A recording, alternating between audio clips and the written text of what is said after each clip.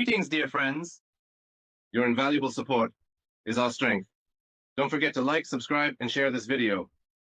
This greatly helps the growth of our channel. Leave your comments. Your feedback is very valuable to us. And now, to the most important and current world events. Let's go.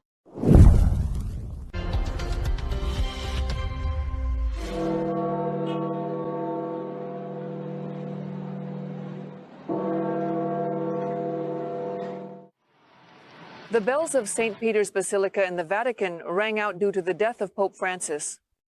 This morning, he passed away after a prolonged illness.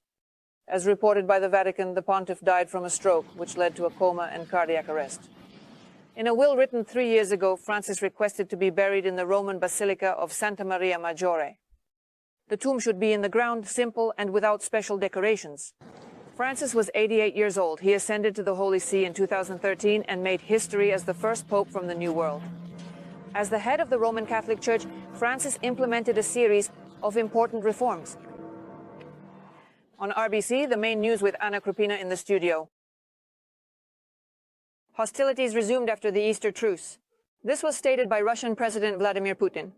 According to him, Russia must analyze the experience of declaring a temporary ceasefire. Regarding the proposal not to strike civilian infrastructure, this needs to be sorted out. Well, for example, everyone knows well the strike by our armed forces on the Congress Center, I believe, of Sami University. Is this a civilian object or not?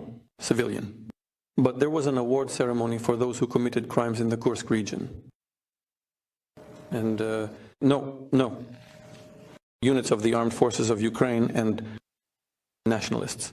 Or just recently, a few days ago, in the Odessa region, a strike was carried out by our armed forces. It's a small settlement in the Odessa region, 82 kilometers, I believe, from Odessa. And what kind of object is this? It's an agricultural object, hangars, agricultural enterprises. Well, thank you.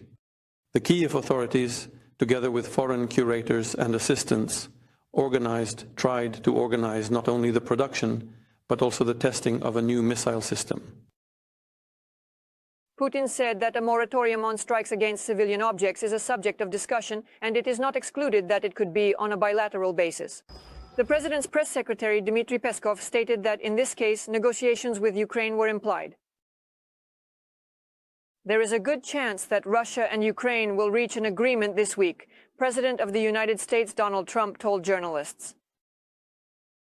Rostislav, do you think that Russia and Ukraine will be able to make a deal this week? Yes, there is a high probability.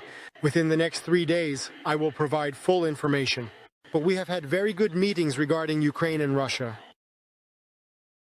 On Wednesday, there will be negotiations in London with representatives from the USA, Ukraine, and European countries. As Ukrainian President Volodymyr Zelensky said, Kiev is ready to work as constructively as possible to achieve an unconditional ceasefire. The engine of a Delta Airlines plane caught fire before the aircraft took off at Orlando Airport. The plane was supposed to fly to Atlanta.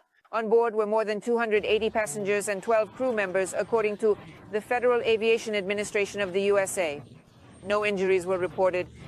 The passengers were evacuated, as stated. In the airport's social media account, the fire was quickly contained. The causes of the fire are still unknown. Foreign goods are increasingly being passed off as Korean exports, according to the South Korean Customs Service, and this primarily concerns China. This is an attempt to avoid large tariffs in the USA. We are close to Chinsko, so we want in Chinsko. Since South Korea is geographically close to China, we believe there are many instances where goods from China pass through it for disguised export attempts. Additionally, Southeast Asian countries may also be trying to route shipments through South Korea, and we see a growing risk of such cases arising in these regions.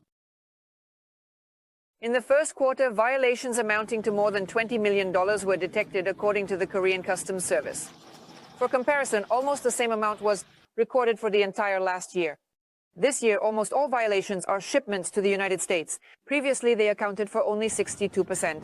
South Korea plans to strengthen preventive measures against countries with high tariffs that attempt to trade through Korea, the agency reported. A special task force has already been created to prevent attempts at illegal exports. These were the main news stories. Stay tuned to RBC